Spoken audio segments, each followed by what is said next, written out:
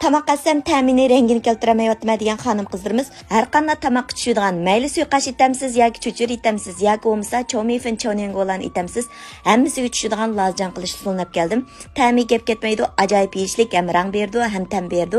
Cho'qim yulduz yurak belgilarini besib saqlab olishni unutib qolmang, keyin izlagan topolmay qolsiz. Avval videoda ko'rsatgan bo'yicha kanglab bizni pak yuvib olamiz.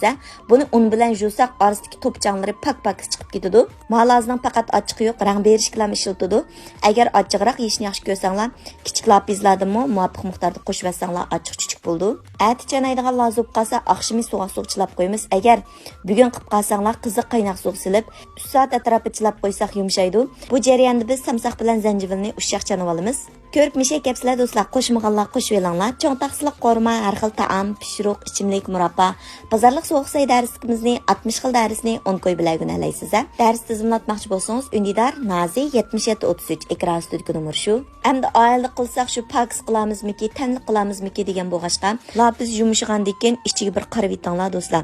Mush qurtilgan lazning ba'zanlari ichidan sesib ketgan bo'ldi ekan. Hamda lazjan texim tamlik ham mizlik chiqarish uchun puraqliq saylardan, piyozlardan silib videoda ko'rsatilgan dardarmonlarni solamiz. Asta xachilab qo'ydim yoki rasmga tortib olsanglar bo'ldi. Bularni bek mayda uzun turg'izib etmaymiz, may ochiq bo'lib qoldi. Ko'rib qochib ketganlarni chidamas deymiz-ku do'stlar. Inkas rayoniga haqsiz gullaringlarni avatib meni rag'batlantirishni unutib qolmanglar. Endi lapizi bilan samsaqni silib, bularning suv tikkicha qo'raymiz. Videoda ko'rsatgandek holat ketgan vaqtida qutilar qachilab to'ng'itib olsak bo'ldi. Lazjangni o'zinglar bilsizlar, birli etib olsak 5-6 yeymiz.